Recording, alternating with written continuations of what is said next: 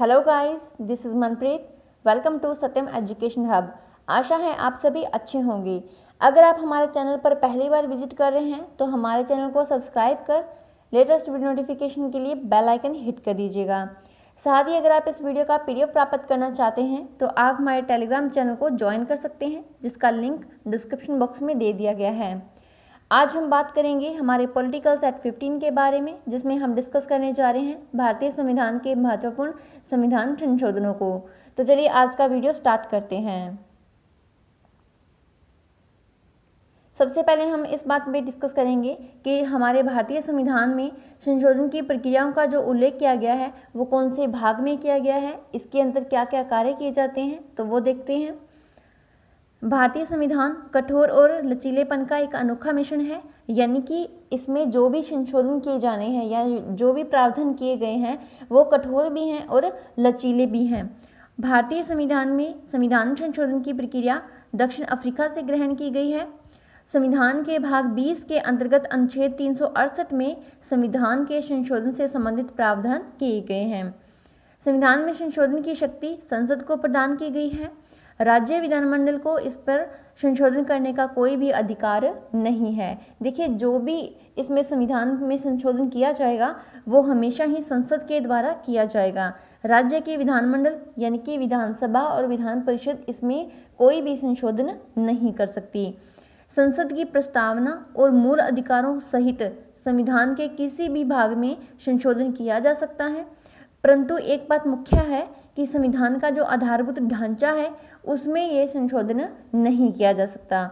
और यह बात कही गई थी केशवानंद भारती बनाम केरल राज्य 1973 का एक मामला था। इसके अंतर्गत ये बात कही गई थी कि यहाँ पर प्रस्तावना और मौलिक अधिकारों सभी में चेंजेस हो सकते हैं, लेकिन जो इसका मूल ढांचा है उसमें हम चेंजेस नहीं कर सकते। और इसे 1973 के केशवानंद भारती बनाम केरल राज्य के केस में ये फैसला दिया गया था।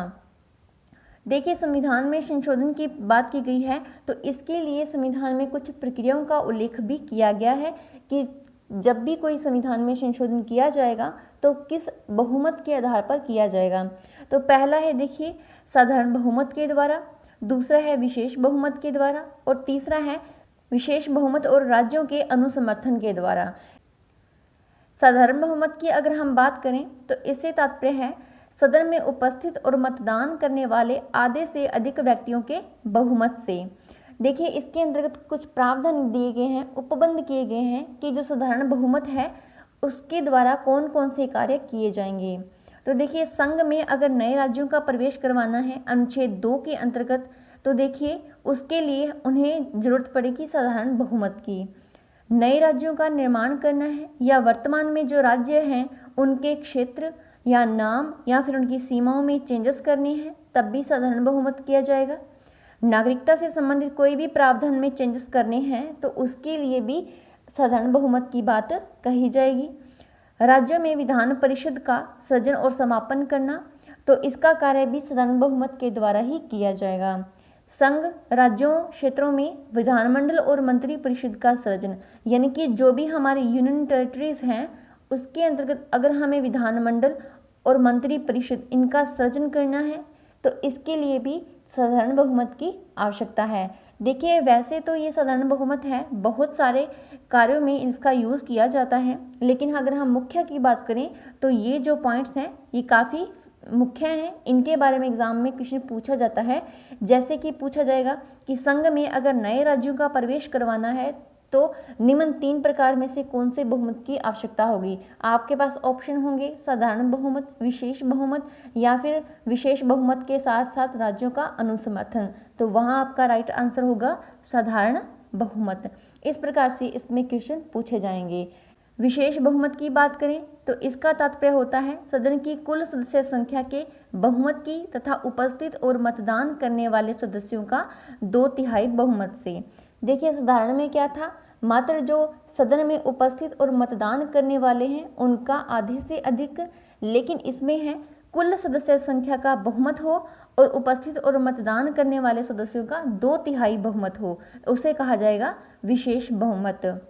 अब बात करते हैं विशेष बहुमत और राज्यों का अनुसमर्थन। तो देखिए विशेष बहुमत में तो विशेष बहुमत की परिभाषा आ जाएगी कि इसका तात्पर्य है कि संसद के प्रत्येक सदन के विशेष बहुमत के साथ साथ राज्यों के अनुसमर्थन, यानी कि आधे से ज़्यादा जो राज्यों के विधानमंडल है उनका हमें अनुसमर्थन प्राप्त हो, यानी कि उनकी हमें सहमति मिली हुई हो अगर कोई भी संविधान में संशोधन करना है। विशेष बहुमत और राज्यों का अनुसमर्थन निम्न में से कुछ उपबंध दिए गए हैं आपको, जिसमें इनका उल्लेख किया जाएगा, यानी कि इसकी आवश्यकता होगी, तो वो भी हम देखते हैं।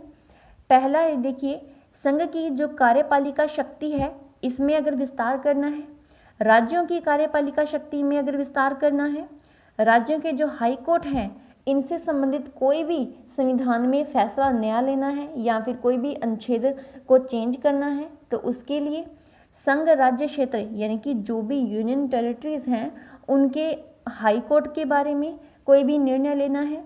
राष्ट्रपति के अगर निर्वाचन से संबंधित कोई निर्णय है या फिर उसकी निर्वाचन की पद्धति में कोई चेंजेस करने हैं। स्वयं जो अनुच्छेद 368 है जिसके अंतर्गत संविधान में संशोधन करने की प्रक्रियाओं का प्रावधान है, अगर उन प्रावधानों में कोई चेंज करना है। संसद में राज्यों का जो प्रतिनिधित्व है उसमें अगर कोई चेंज करना है, या फिर संघ की जो न्यायपालिका व्यवस्था है अगर इन सब में संशोधन करना है, तो उसके लिए विशेष बहुमत और राज्यों का अनुसमर्थन दोनों की ही आवश्यकता पड़ेगी कोई भी प्रस्ताव को पास करने में। तो देखिए ये इस प्रकार के बहुमत थे जिनका इन जगहों पर प्रयोग किया जाना है। 42वां संविधान संशोधन 1976। देखिए ये जो संविधान संशोधन है इसे भारत का मिनी संविधान भी कहा जाता है, क्योंकि इसके अंतर्गत जो चेंजेस किए थे वो काफ़ी व्यापक स्तर पर थे। इसी कारण से अगर इसमें बात करें कि इस संविधान संशोधन के तहत कौन कौन से चेंजेस किए गए थे, तो वो देखिए इसमें टोटल 2 नए अध्याय जोड़े गए थे। एक तो था 4 कै और दूसरा था 14 कै। साथ ही इसमें कुल नए 9 अनुच्छेद जोड़े गए थे और कुल 52 जो पुराने अनुच्छेद थे उनके अंतर्गत संशोधन किया गया था। तो यहाँ पर हम ये अंदाज़ा लगा सकते हैं कि ये संविधान संशोधन काफ़ी व्यापक तौर पर किया गया था। अगर हम इसमें बात करें मुख्य संविधान संशोधनों की कि कौन कौन से किए गए थे जिनके बारे में एग्जाम में क्वेश्चन पुट किया जाता है, तो देखिए इसमें अनुच्छेद 74 के अंतर्गत चेंजेस करके यह लिखा गया है कि जो राष्ट्रपति है वो मंत्रिपरिषद की सलाह मानने के लिए बाध्य होगा। लोकसभा और विधानसभा यानी कि केंद्र जो विधानमंडल है और राज्य विधानमंडल है, दोनों के जो निम्न सदन हैं और अस्थायी सदन है लोकसभा और विधानसभा, इसकी अवधि का काल जो है वो 5 साल से बढ़ाकर 6 वर्ष किया गया था। सभी विधानसभा और लोकसभा की सीटों की संख्या को 2001 तक के लिए स्थिर कर दिया गया था। वन संपदा, शिक्षा, जनसंख्या नियंत्रण और परिवार नियोजन, बाट और माप, जानवर तथा पक्षियों की सुरक्षा, इन सभी विषयों को समवर्ती सूची में शामिल किया गया था। ये विषयों के बारे में भी बहुत बार पूछा जाता है कि जनसंख्या नियंत्रण और परिवार नियोजन को कौन से संविधान संशोधन के अंतर्गत समवर्ती सूची में शामिल किया गया था। साथ ही इसमें भाग 4 कै व अनुच्छेद 51 कै को जोड़कर भारतीय संविधान में 10 मौलिक कर्तव्यों का समावेश किया गया था सरदार स्वर्ण सिंह समिति की सिफारिश पर। साथ ही आपको एक बात और ध्यान रखनी है कि वर्तमान में कुल 11 मौलिक कर्तव्य हैं वो प्रदान किए गए हैं। प्रस्तावना में समाजवादी, पंथनिरपेक्ष और अखंडता शब्द को जोड़ा गया था। ये भी इसी संविधान संशोधन के अंतर्गत था। देखिए इसको आप एक छोटी सी ट्रिक से याद कर सकते हैं। आप ऐसे कीजिएगा, इसको याद कर लीजिएगा कि एएसपी को जोड़ा गया था। ए से हो जाएगा अखंडता, एस से हो जाएगा समाजवादी और पी से हो जाएगा पंथ निरपेक्ष। तो ये छोटा सा एक की पॉइंट है। तो देखिए यहाँ है हमने बात की 42वां संविधान संशोधन की। फर्स्ट क्वेश्चन इज संविधान के किस भाग और अनुच्छेद में संविधान संशोधन की प्रक्रिया का उल्लेख है। तो सबसे पहले हमने इसी को ही डिस्कस किया था कि जो भाग 20 है और उसके अंतर्गत जो अनुच्छेद 368 है इसके अंतर्गत संविधान में संशोधन का प्रावधान किया गया है। तो यहाँ पर राइट आंसर हो जाएगा ऑप्शन डी। नेक्स्ट, भारतीय संविधान की कौन सी विशेष व्यवस्था दक्षिण अफ्रीका के संविधान से ली गई है। दक्षिण अफ्रीका की बात कर रहे हैं तो देखिए पहले हम ऑप्शंस को देखते हैं। संसदीय प्रणाली की व्यवस्था ब्रिटेन से है। मौलिक अधिकारों की जो व्यवस्था है ये अमेरिका से है। संविधान संशोधन की अगर बात करें तो देखिए इन्हें लिया गया है दक्षिणी अफ्रीका से, इन्हें दक्षिणी अफ्रीका से ग्रहण किया गया है। मूल कर्तव्य की बात करें तो इसे 42वें संविधान संशोधन 1976 को सरदार स्वर्ण सिंह समिति की सिफारिश पर संविधान में समावेशित किया गया था और इसे हमने ग्रहण किया है रूस से। तो यहाँ पर राइट आंसर हो जाएगा ऑप्शन सी, संविधान संशोधन इसे ग्रहण किया गया है दक्षिणी अफ्रीका से। नेक्स्ट, भारतीय संविधान के ऐसे कौन से विषय हैं जिनमें संशोधन हेतु कम से कम आधे राज्यों के विधानमंडल के समर्थन की आवश्यकता होती है। देखिए हमने तीसरे प्रकार का जो बहुमत देखा था वो था कि उसमें हमें विशेष बहुमत और राज्यों के अनुसमर्थन की आवश्यकता है। तो हमने उसके लिए कुछ ऑप्शंस को डिस्कस किया था, काफ़ी सारे थे, तो अभी हम उनको देखते हैं। राष्ट्रपति का निर्वाचन बिल्कुल सही है, ये इसको शामिल किया गया है इसके अंतर्गत, यानी कि इनको विधानमंडलों की समर्थन की आवश्यकता है। संविधान के संघीय प्रावधान यानी कि संघ की जो कार्यपालिका है उससे संबंधित अगर कोई अनुच्छेद में चेंजेस करने हैं तो हमें उनमें विधानमंडलों के अनुसमर्थन की आवश्यकता होती है, बिल्कुल सही है। संविधान की संशोधन प्रक्रिया में देखिए हमने बात की थी कि अगर अनुच्छेद 368 में भी अगर कोई चेंज करना है तो वो भी उसके लिए भी हमें विधानमंडलों की अनुमति की आवश्यकता होगी, यानी कि उनके समर्थन की आवश्यकता होगी, तो ये भी हो जाएगा। अगर बात करें देखिए कि नए राज्यों का निर्माण, राज्यों की सीमाओं और नामों में परिवर्तन करना है, तो देखिए अगर नए राज्यों का निर्माण करना है तो हम अनुच्छेद 2 के अंतर्गत साधारण बहुमत के द्वारा ये कार्य कर सकते हैं। राज्यों की सीमाओं और नामों में चेंजेस करना है तो ये भी हम अनुच्छेद 3 के अंतर्गत साधारण बहुमत के द्वारा इसको चेंज कर सकते हैं, लेकिन हम इनको इसके लिए विधानमंडलों के अनुसमर्थन की आवश्यकता नहीं होती। तो देखिए यहाँ पर हमारा राइट आंसर होना चाहिए था 1, 2, 3, ऑप्शन 1 में ये है, तो राइट आंसर हो जाएगा ऑप्शन ए। नेक्स्ट, प्रथम संविधान संशोधन किस वर्ष संपन्न हुआ और यह विषय किस विषय से संबंधित था। देखिए जो प्रथम संविधान संशोधन किया गया था 1951 के अंतर्गत किया गया था और इसके अंतर्गत भारतीय संविधान की जो अनुसूचियां हैं उसके अंतर्गत अनुसूची नंबर 9 को जोड़ा गया था जो कि कुछ भूमि सुधारों से संबंधित थी। तो देखिए यहाँ पर जो हमारा राइट आंसर होगा वो होगा ऑप्शन सी, 1951 में कुछ राज्यों के कृषि भूमि सुधार से। तो राइट आंसर है ऑप्शन सी। नेक्स्ट, जब निम्न सदन के द्वारा पारित किसी भी संविधान संशोधन विधेयक को उच्च सदन के द्वारा यानी कि जो भी राज्यसभा है इसके द्वारा अस्वीकृत कर दिया जाता है तो निम्न में से कौन सी स्थिति उत्पन्न होती है। देखिए जब भी अगर संविधान संशोधन विधेयक को लाया गया है संसद में और उसे लोकसभा से पारित कर दिया गया है और बाद में इसको जाना है राज्यसभा में और राज्यसभा इसको कैंसिल कर देती है, तो देखिए इसका होता है कि ये जो विधेयक है ये अंतिम रूप से ही समाप्त हो जाता है। उसके बाद में उससे संबंधित कोई ना कोई नया उनको विधेयक लाना पड़ेगा, लेकिन उसके बारे में विचार विमर्श नहीं किया जाएगा। तो देखिए यहाँ पर राइट आंसर होगा ऑप्शन डी, विधेयक अंतिम रूप से समाप्त हो जाता है। राइट आंसर है ऑप्शन डी। नेक्स्ट, किस संविधान संशोधन के द्वारा पंजाब राज्य को पुनर्गठित करके पंजाब तथा हरियाणा राज्य एवं चंडीगढ़ को केंद्र शासित प्रदेश बनाया गया था। देखिए 1966 की अगर बात करें तो इसके अंतर्गत पंजाब और हरियाणा नामक 2 राज्य और चंडीगढ़ को एक केंद्र शासित प्रदेश बनाया गया था और इसके लिए संविधान में संशोधन किया गया था, संविधान संशोधन 18, जिसके अंतर्गत इनको अलग अलग भाषाई आधार पर पुनर्गठित किया गया था। तो देखिए यहाँ पर ऑप्शन में 18 नहीं है, तो हमारा राइट आंसर होगा ऑप्शन ई, उपरोक्त में से कोई नहीं। नेक्स्ट,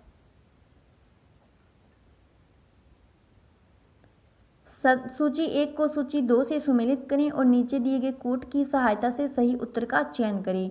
आपके पास है सूची 1 जिसके अंतर्गत आपको संविधान के संशोधनों की संख्या दी गई है और सूची 2 में इनकी अंतर्गत किए गए प्रावधान दिए गए हैं। तो हम पहले देखिए इसको देखते हैं कि कौन कौन से इसका जो आंसर है वो सही होना चाहिए। तो देखिए 31वां संविधान संशोधन किया गया था जिसके अंतर्गत जो लोकसभा की सीटें हैं उनको अधिकतम किया गया था 545 तक। 42वां संविधान संशोधन जो कि 1976 को किया गया था, इसको कहा जाता है मिनी संविधान यानी कि लघु संविधान।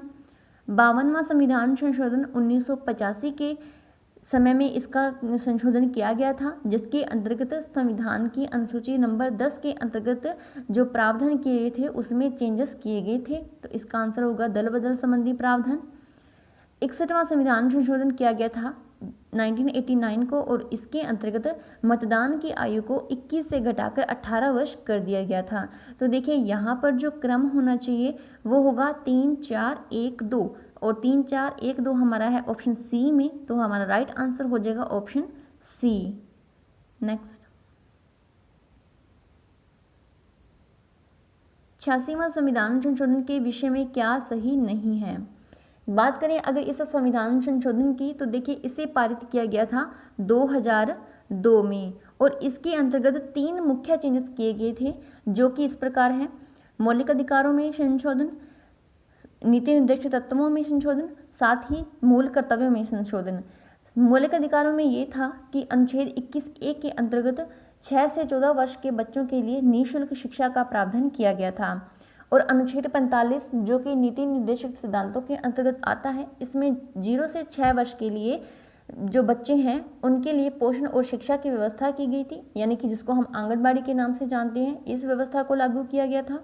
साथ ही जो हमारे मौलिक कर्तव्य हैं उनके अंतर्गत 11वां मौलिक कर्तव्य को जोड़ा गया था, जो कि इस प्रकार है कि अनिवार्य शिक्षा कर दी गई थी बच्चों के लिए माता पिता और जो भी अभिभावक हैं उनके द्वारा।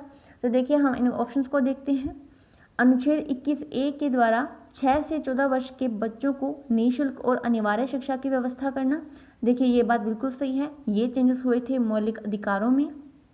अनुच्छेद 45 जो कि हमारे नीति निर्देशक सिद्धांतों के अंतर्गत आता है, इसमें 0 से 6 वर्ष के बच्चों को पोषण और शिक्षा की व्यवस्था की गई थी, ये बात भी बिल्कुल सही है। और यह संविधान संशोधन 2003 में संपन्न हुआ, देखिए ये कथन गलत है, क्योंकि अभी हमने देखा इसको पारित किया गया था 2002 को। अनुच्छेद 51A के अंतर्गत इसके माता पिता और अभिभावकों का ये दायित्व बताया गया कि ये अपने बच्चों के लिए शिक्षा को अनिवार्य करेंगे, यानी उन्हें उपलब्ध करवाएंगे। तो देखिए यहाँ पूछा गया है सही नहीं है, तो हमारा जो ऑप्शन सी है ये सही नहीं है, गलत है, तो राइट आंसर हो जाएगा ऑप्शन सी। नेक्स्ट, भारतीय संविधान के किस संशोधन के द्वारा राष्ट्रपति को कोई भी मामला मंत्रिपरिषद को पुनर्विचार किए जाने के लिए वापस भेजने का अधिकार दिया गया है। देखिए जो 44वां संविधान संशोधन था 1978 का, इसके अंतर्गत ये फैसला दिया गया था कि जब भी राष्ट्रपति किसी मामले पर पुनर्विचार करना चाहता है तो वह मंत्रिपरिषद को पुनः उसके लिए भेज सकता है। 44वें संविधान संशोधन की बात करें तो देखिए इसके अंतर्गत यह बात कही गई थी कि जब भी आपातकाल की स्थिति लागू करनी है तो मंत्रिपरिषद राष्ट्रपति को उसे लिखित रूप में देगी।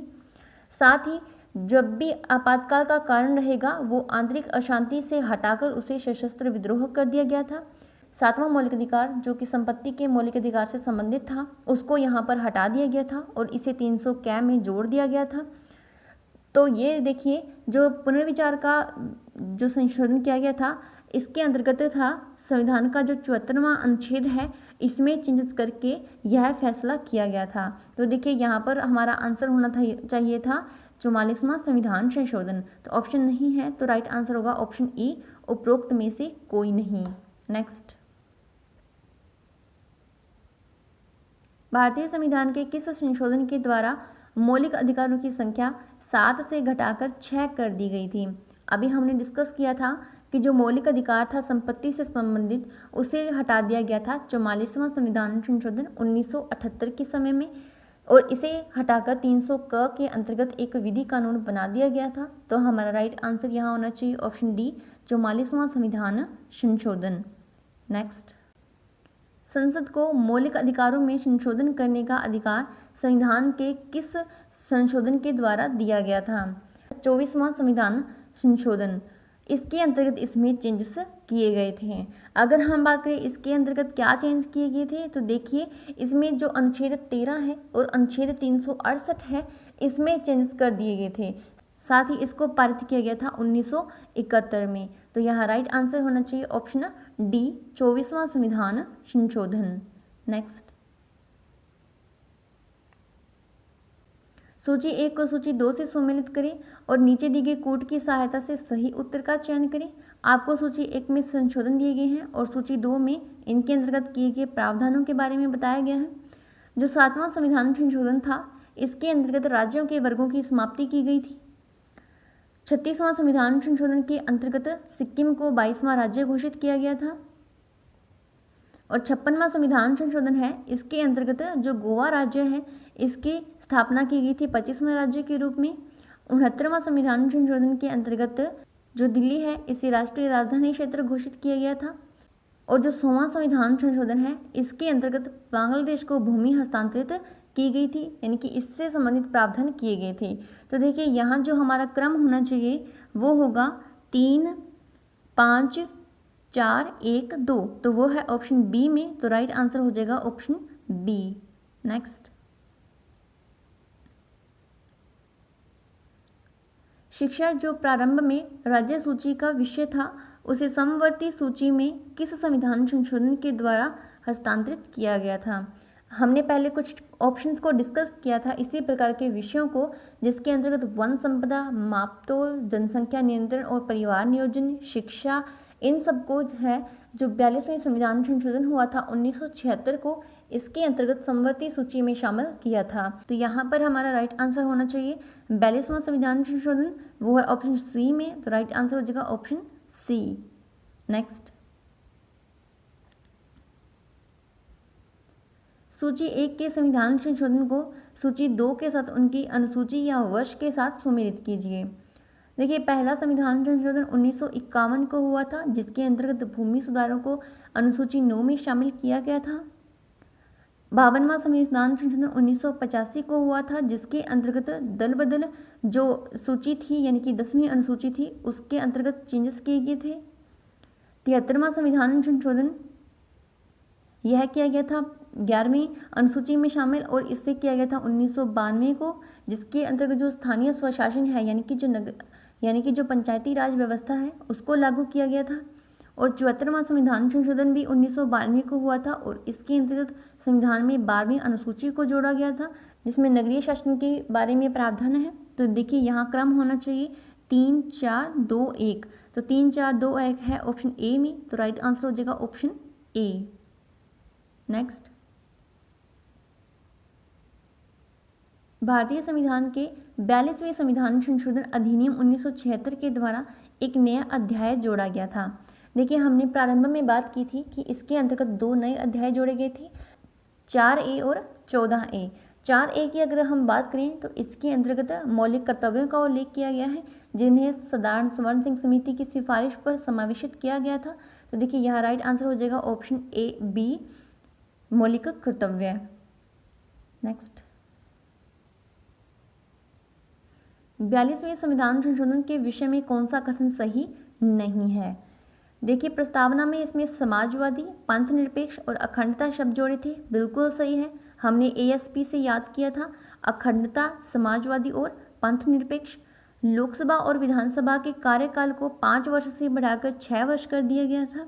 तो देखिए ये वाला कथन भी बिल्कुल सही है, लेकिन एक बात साथ ही और ध्यान रखिएगा कि जब 44वां संविधान संशोधन 1978 को पारित किया गया था तो इसमें लोकसभा और विधानसभाओं का जो कार्यकाल है इसको पुनः चेंज करके 6 से 5 वर्ष कर दिया गया था।